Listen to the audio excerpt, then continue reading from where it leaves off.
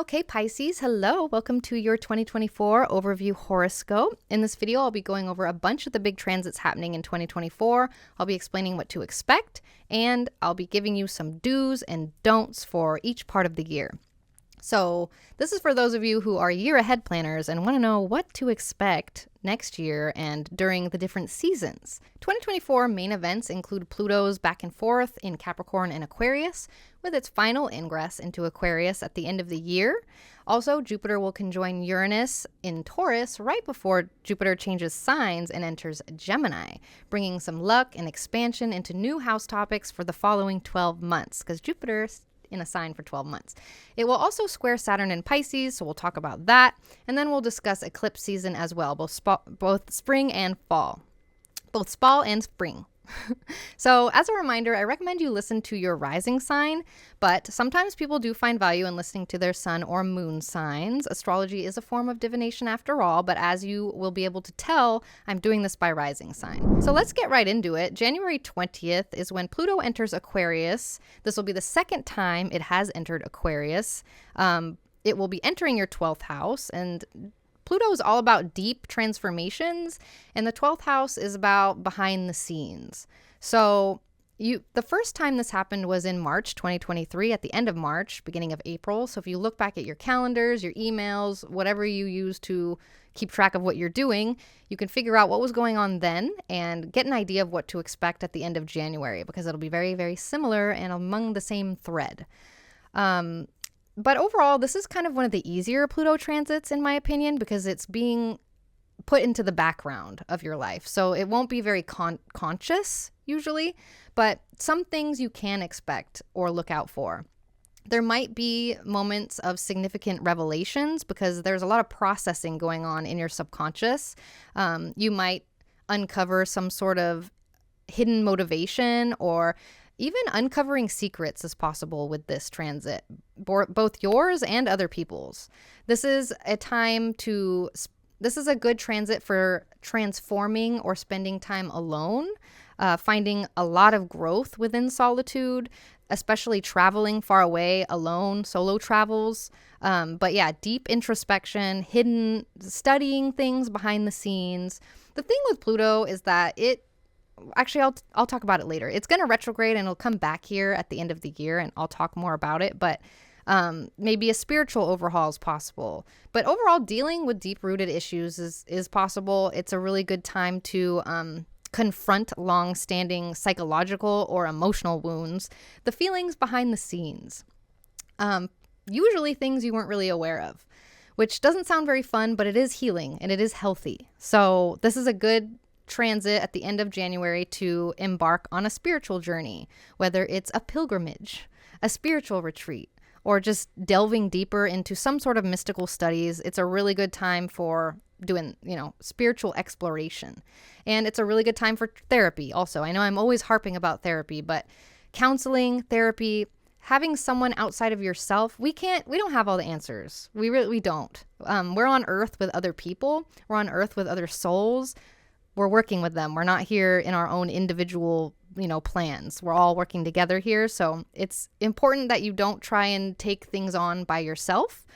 You can find a lot of healing alone, but you will need other perspectives to be able to see the full picture. The thing with the 12th house is that it's not visible from the ascendant by any transit or by any traditional aspect. So we, as the first house person, the first house generally rules you, cannot see what's happening in the 12th house. So again, it helps a lot to take yourself out of a position to then see, get a better perspective. That's why traveling is good. That's why asking someone else's perspective is good.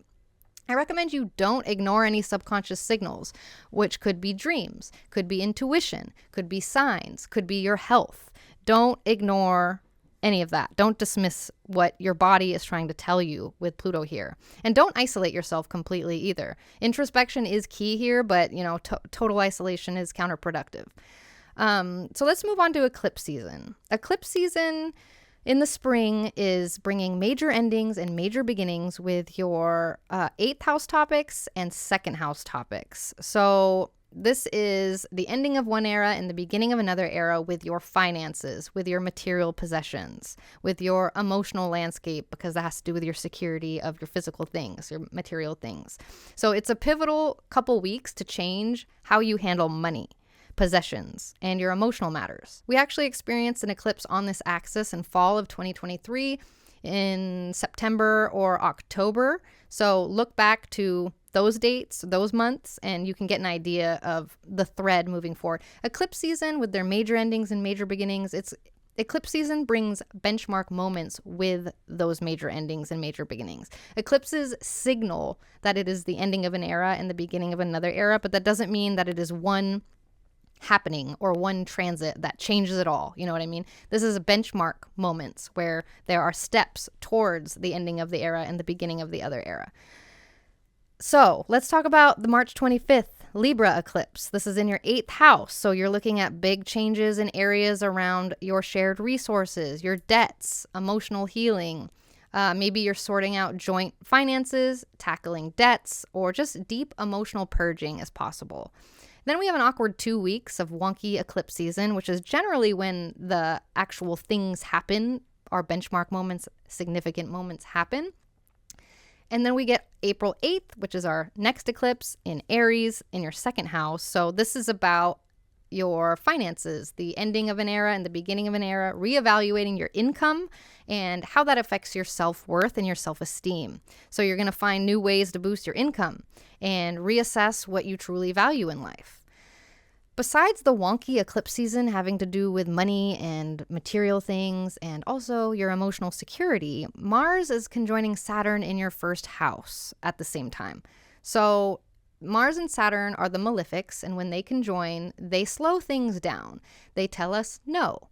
They bring challenges, blocks, delays. And what's extra annoying about it is that it feels like hot, cold. Saturn is very cold. Mars is very hot. Saturn is all about stopping. Mars is all about going. And it's like being stuck between a rock and a hard place, and it's in your 1st house. So eclipse season with money situations, there are changes happening, and that might feel like challenges to you with this conjunction happening in your 1st house. It might feel like someone said no, or there's a big delay or big wet blanket on something.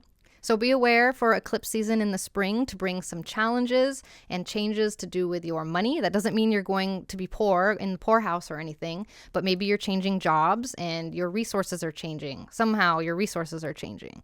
And this might feel like a delay, a block, a challenge of some kind for you with this conjunction in your 1st house. So it won't last very long. Luckily, Mars doesn't conjoin Saturn for too long, but know that this is a time to harness patience. So I recommend you review any financial agreements during eclipse season. I recommend you start a savings plan and invest in personal development, like learning a new skill, personal development course in some kind. Anything that boosts your self-esteem and self-worth are a good thing to do for eclipse season. Don't ignore any financial red flags coming up. This is your season to deal with them. You know, maybe it has to do with taxes. This is tax season, so maybe there's stress related to that for some of you. Don't overextend yourself financially for anyone. Don't loan out money to anyone. And don't neglect your emotions, because you will be feeling some deep-seated emotions with the 8th house here, especially when it has to do with finances, which has to do with your self-worth. So seek therapy if you need it. Seek support if you need it. But eclipse season in the spring is your chance to turn the page regarding finances and just your own transformation. So you can embrace the changes in the spring and let them guide you towards a more secure and emotionally fulfilling future for the rest of the year.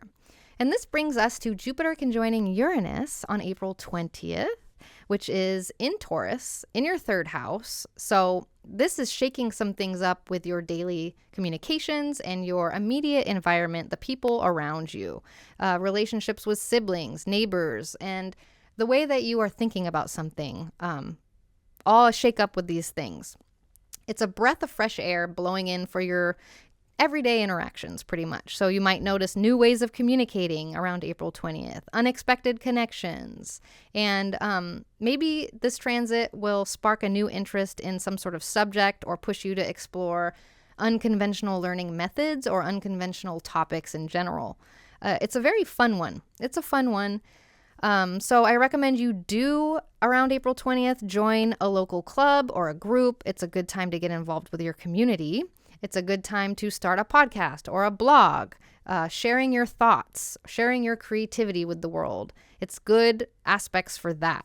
And taking short trips is supported too, like driving, any type of driving that isn't out of state or very far is supported. And could bring surprising experiences and new perspectives and help you grow. I recommend you don't overlook siblings or neighbors or cousins at this point. Don't forget to check in with them. There might be something going on in their life at this point. The third house rules those people, so there might be something happening. And don't neglect your vehicle maintenance at this point. The third house rules your car.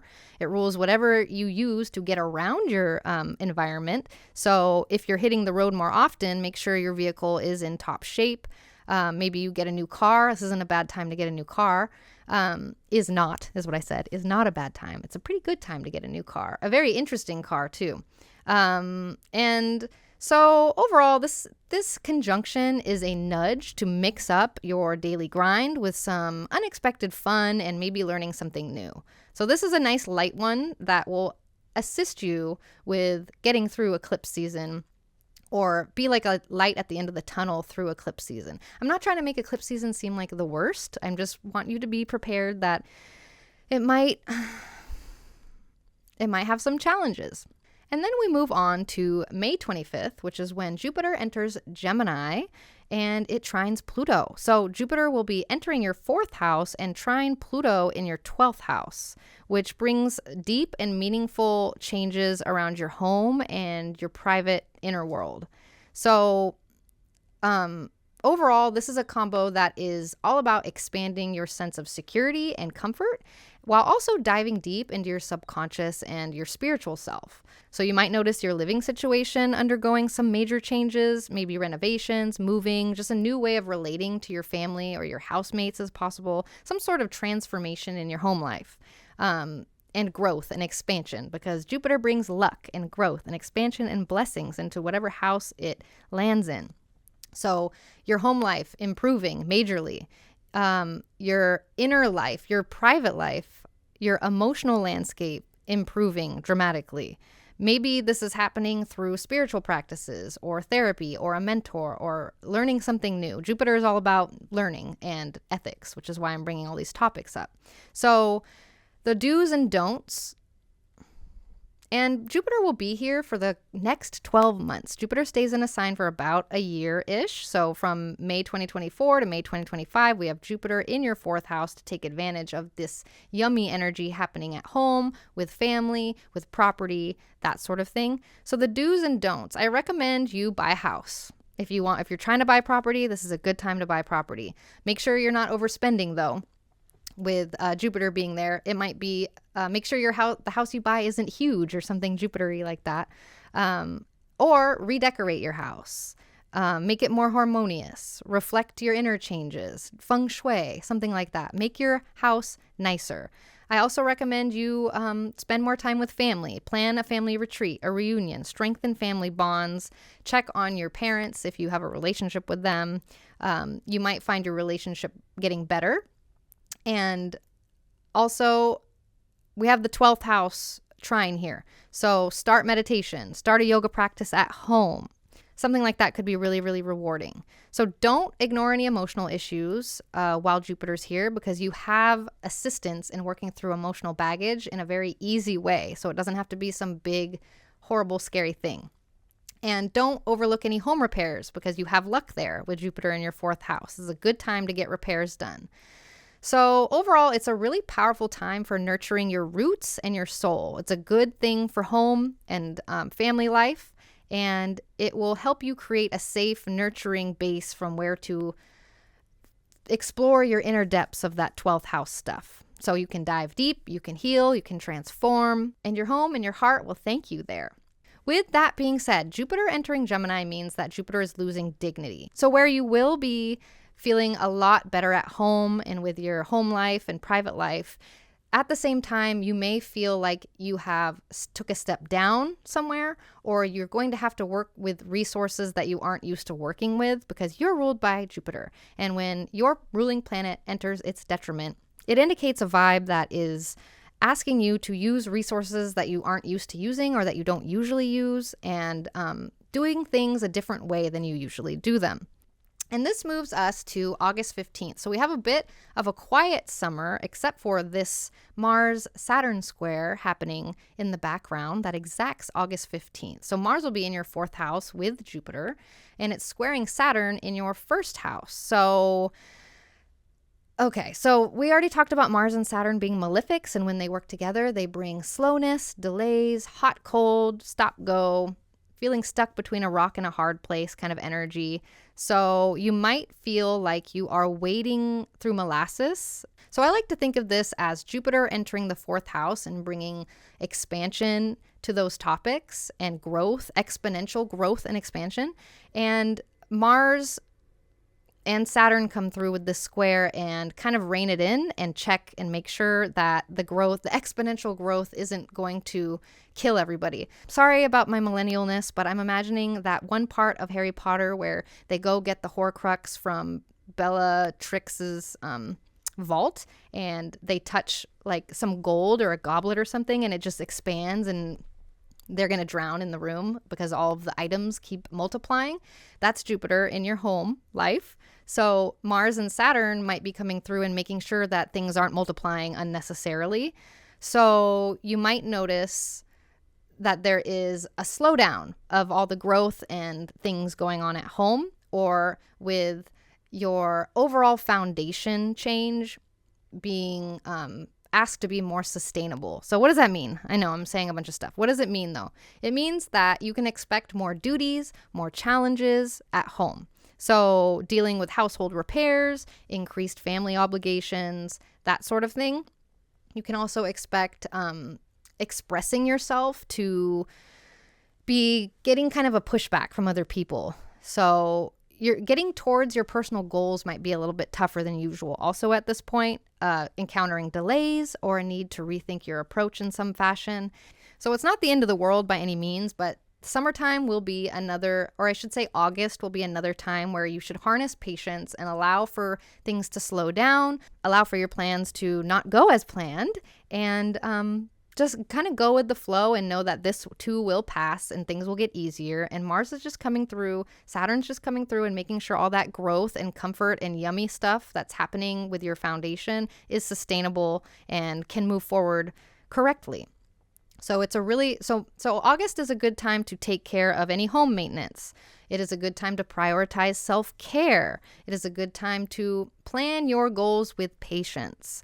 And it's not a good time for hasty decisions with your home, like renovations or moving. It could prove to be more challenging if you decide to do one of those things. I also recommend not neglecting any family responsibilities. Don't ignore your duties and commitments. And at the same time, don't overlook your need for independence. So like focusing on your home and your family is important, but it's more important to nurture your individuality and your personal space so that you have the energy to help do all of this. So overall, in August, this square is all about patience and adjustment. Your personal identity and your home life will require a bit more energy or patience. So it's a summer of slow, considered progress, not rapid leaps. So just have that in the back of your mind. Summertime is a slowdown time.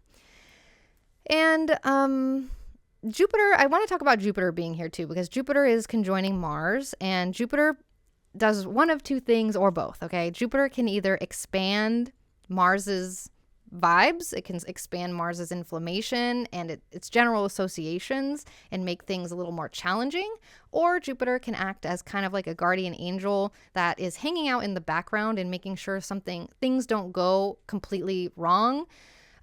So Jupiter isn't necessarily pushing out like rewards that you can see, but they are Jupiter is keeping things from getting worse. That's one way to describe Jupiter. So you still might feel like reinventing your space, and you might be changing a lot this year. So family dynamics might be shifting, and Jupiter, Saturn kind of speak to the longer term process of that. So again, redecorating is a good time. It's a good time to redecorate in August. Introducing new routines at home and planning a big project is good. Start sketching out the plans. Maybe don't start them yet with the Mars-Saturn square. But yeah, overall, it's about blending who you are becoming with where you are from and having to deal with the adjustments of that. So let's move on to September 1st. This is when Pluto re-enters Capricorn, and it will be retrograding back into your 11th house, and it'll only be there for 2 months. So it's wrapping up a long-term transformation journey having to do with your social life and your community and your allies. Think of it as a closing chapter for a major phase. So you might be revolutionizing your social circle, like a big shift with your allies or your social networks or groups or communities that you're a part of. Sorry if you can hear the leaf blower. There's a leaf blower outside. But yeah, people who are once central in your life might move to the outskirts, and it'll make room for new faces. And with that being said, be aware of people who are manipulative or using control dynamics in your group situations or other people that you know. Because Pluto often represents that type of person, a controlling person with a lot of power who can manipulate a lot. Not always, but I'm just giving you a little warning. There might be people like that in the social circle when Pluto re-enters here. So be aware of power dynamics, controlling dynamics, and your role overall in group projects and social media and community might evolve. Stepping into a leadership role is possible. Finding new causes that resonate with you is possible. And just changes in your support network is possible. So the do's and don'ts for the last 2 months of Pluto being in your 11th house, I recommend you do launch a community project. If there is a cause close to your heart, you can organize that. I recommend you reassess your social media presence. Reflect on that. Is it representing who you are? Do you need to change your profile picture? Do you need to change your profile in general? Do you need to delete an app? Do you need to download an app, etc.? I recommend you connect with like-minded groups in general.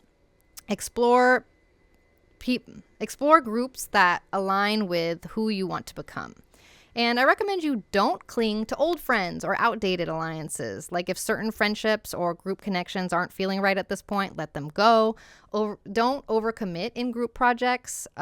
With the evolving role, things could be changing. You might be biting off more than you can chew. And don't ignore opportunities to lead, because this is also an opportunity for you to take the lead somewhere. And overall, with Pluto in your 11th house for the last 2 months, it'll be about embracing changes in your social dynamics, in your group dynamics, and stepping confidently into the new era. So think of it as just kind of like updating your social software. A bit of troubleshooting, some new features, and voila, you're ready to connect in a way that's more you. That's the last 2 months of Pluto here. And this moves us to fall eclipse season, which begins September 17th in Pisces. And eclipses overall, like I said earlier, bring major endings, major beginnings, the ending of one era and the beginning of another era. And the eclipse on September 17th in Pisces will be in your first house, and this will bring a taste of the endings and beginnings that will be happening in the following year in 2025, because the eclipses will be in Pisces and Virgo then. And you can expect big changes for you in 2025. So the end of 2024 brings a little taste of what's to come for the next year.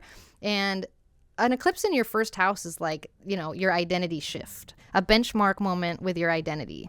So the other thing is it's conjoined Saturn, so something about it might be kind of slower or more serious or require more discipline than usual. Then we have 2 awkward weeks of wonky eclipse season technically, until October 2nd, when there is a solar eclipse in Libra. And so this is probably the last, I need to look, but I think this is the last eclipse in this house. And so your self-image and your identity are in for some major changes with the eclipse in Pisces. anything from a new look to a new outlook on life. And then also in your 8th house eclipse, you can expect shifts with finances again, like the final benchmark moment with a debt or some sort of resource that is tied with someone else. It's a good time to handle money matters. Also, eclipse season is good for emotional deep dives and just transformations in general. The 8th house is all about the deep stuff, traumas, secrets, money, the psychological nitty gritty. So you might notice for eclipse season, you're confronting or healing past issues also. But overall, this is a pretty serious eclipse season for you guys in the fall, because you have the first eclipse in Pisces, which initiates all the changes that will be happening in 2025. And then you have the ending of the changes happening with your 8th house and the tying up of loose ends happening with your resources, with your emotional state, your psychological state, your traumas. I know the 8th house is weird. I like the 8th house because I feel like it's honest. Like, it rules money, it rules other people's things, and it rules our psychological, like how we feel about that, because it has a lot to do with our security. I could go on and on about the 8th house, but I digress. So let's talk about what I do recommend you do for eclipse season in the fall. I recommend you do revamp your appearance however you want to. Get a makeover, get new clothes, cut your hair, get surgery, whatever. I recommend you do seek financial advice or financial counseling if money matters are getting complex. I recommend you attend therapy or a healing workshop of some kind. And I recommend that, you could make a commitment in a partnership also with these eclipses. I recommend you don't ignore your physical health with this eclipse. The first house rules your health, so take care of your body, regular checkups, healthy lifestyle. I recommend you don't make any rash financial decisions, and you don't bottle up your emotions. Go to therapy, write in your journal, cry. Don't let those, don't stuff it all down and turn it into cancer, okay? So overall, eclipse season in the fall will be about rebirth in who you are and how you handle your resources and how you deal with the deeper aspects of your life. So it'll be hitting a reset button on your identity and your relationship with the material and emotional worlds. And let me reiterate that these are benchmark moments. It's not like when the eclipse is going to happen and everything's going to change. You know what I mean? This is a process. Get ready for some profound changes, though. And this moves us to Pluto re-entering Aquarius for the final time, November 19th.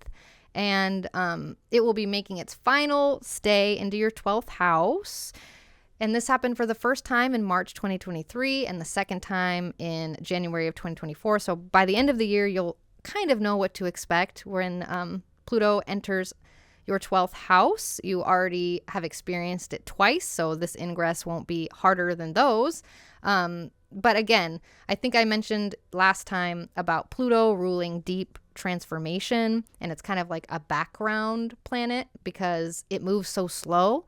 So slow planets are often working with our subconscious and working with the background vibe to make little changes in the fibers of life that then add up into something.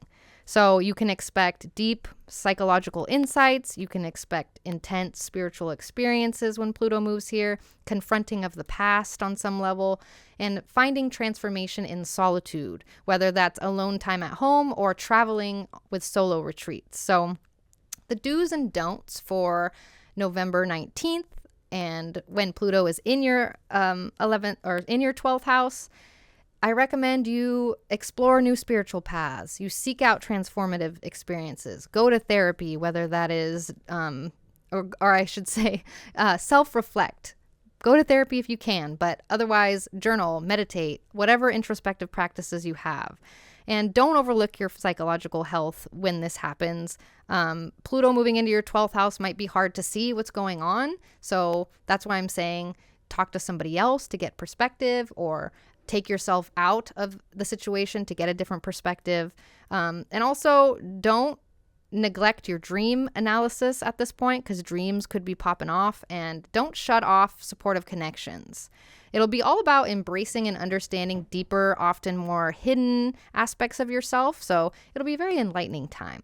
And this moves us to December 6th, when Mars stations retrograde at 6 degrees Leo, and Mars will be retrograding in your 6th house. What's interesting is Venus retrograded very closely to where Mars will be retrograding. Venus retrograded in Leo in the summer of 2023, August and July-ish. So you might be noticing similar themes from then when this happens. But I want to reiterate that I'm talking about when Mars stations retrograde. I'm not talking about the entire retrograde. It's important to talk about the difference when I'm talking about retrogrades, because a station planet is stationary. It is stopped before changing directions. And a planet that is retrograde is just moving backwards and still at speed. So this matters because it means different things. And a retrograde, people are generally concerned about because it means you have to go backwards with things you've already done or something like that. But at the same time, you're moving. You're moving in some direction, whether or not it's forward or backward, whatever. You're moving. And that's a lot easier to work with. Retrogrades generally mean you have to work with things in a different way than you're used to. But we are talking about a stationing moment. And it's stationing in your 6th house. So you're in for some sort of period of reevaluation and adjustment related to your daily routines, your work, your health. Retrogrades in general make things feel like they are taken over by fate. Mars had plans, but it got sick and plans changed. So Mars lost volition and fate is taking over. Retrogrades are when a larger force interrupts the normal course trajectory or will or volition of the planet or Mars in this situation. So losing control of something larger or bigger force, a bigger force comes in and gives us some sort of plot twist. So a stationing moment and a retrograde is a time when your guides and the universe is talking to you a lot louder. It gives plot twists that are outside what we had planned. And in general, a force larger than Mars is taking over Mars. So Mars is going to have to find alignment with that larger force potentially, or it's going to struggle and kick and feel like it's taken over by something that's contrary to its will. It brings delays. It brings reversals of fate, circumstance, and sometimes you relinquish what was gained. So I just want to make that clear that it isn't necessarily about having to go back and do something, but it is about larger forces at play. And so your 6th house is about your work life, your daily life, your routine, your coworkers, your pets, your health. So you might notice you need to revise your day-to-day work routines when Mars stations. What's nice is Mars is in its joy when it's in the 6th house. Mars's favorite house is the 6th house. So you get a little bit of a plus here. With it being a little bit nicer for you and make it a little bit more productive. And it's also a good, finding more efficient ways to tackle never-ending tasks is likely. Also, it's a time where you might need to reassess your health and your fitness routines, trying a new workout, revisiting an old diet, going to a doctor's appointment that you scheduled a while ago, going back to old health problems and working through them. Rethinking workplace dynamics, though, like relationships with coworkers might need some attention or not attention. It's a good time to not get into fights with any coworkers. And just in general, with any retrograde, you're going back and you're working through old problems. And for you, this will be with work, with health, and maybe with pets. So the do's and don'ts for the beginning of December, I recommend you streamline your daily routine, like look for ways to make your life more efficient. Mars will help you with that. I recommend you redo your health regimen, whether it's updating an exercise plan or taking new vitamins, trying new things, trying old things, do that. I recommend you focus on improving how you communicate with colleagues. It's a very productive thing, a productive transit for your body and for your daily routine. It's a good time to do something with your pets too. But I'd recommend you don't get a new pet. If you don't have any pets and you're looking for a new bestie, don't get any pets until after Mars has retrograded out of your 6th house. Maybe 2025 is a good time for pets or earlier, but not December. So don't neglect your regular checkups. Don't resist any changes at work. Don't overlook the small stuff because the small details are going to matter in your work routine. But overall, this is going to be a retrograde that's about refining your work, your health, and your daily routine in general. So It's kind of an easier Mars retrograde to have, in my opinion, as long as you're taking care of yourself. Self-care is the most important. But yeah, Mars will feel at home in your 6th house, so it's going to be useful. And this moves us to the second time Jupiter squares Saturn on December 24th. Jupiter will be in your 4th house, and it's squaring Saturn in your 1st house. You got a taste of this in August, but this time Mars won't be here, so it'll be a lot easier. It will be so much easier in December. You might notice at this point that there are changes in your personal identity that are spilling into your home environment. So like letting your living space reflect how much you've changed in the year is a good thing to do. And you might notice evolving family dynamics at this point. But overall, this is part 2 of whatever's happening in August, but easier. But easier because not only is Mars not there, but also anytime you have a transit for the second time, it's easier than the first time because you're familiar with the vibe. And so this is a good time to show off your growth at home, like painting your house or doing something different with your house. Get a new couch, get a new TV, get a new computer, something that makes your living space nicer. This is a time where you'll be growing a lot, but also there'll be a lot of checkpoints that kind of slow you down. So harnessing patience, and don't allow yourself to get out of balance with this. Don't focus on just working. Don't focus on just your home life. Don't focus on just you. This is a time where you're nurturing your roots while growing new branches. So it's kind of an exciting end to the year. It's about weaving the tapestry of your evolving identity and the comfort and tradition of your home life. So maybe you'll have a better relationship with your parents after this or something, or you will for sure have a way nicer home life situation. And that's what we have today, y'all. So how do you feel about the upcoming year? Comment below. Tell me which transits you're looking forward to. Tell me which transits you're side-eyeing. I love reading your comments. If you enjoyed this video, don't forget to like and subscribe to help keep the community going. And if you want to delve deeper into astrology with me, don't forget Pyxis Fellowship offers weekly and monthly personalized horoscopes. I'm available for one-on-one consultations also. You can schedule on my website for either readings or mentorships. And of course, you're welcome to join us in the free 9th House Discord server to keep the astro conversation flowing. Thank you so much for being here, friends. Good luck. I will catch you on the other side.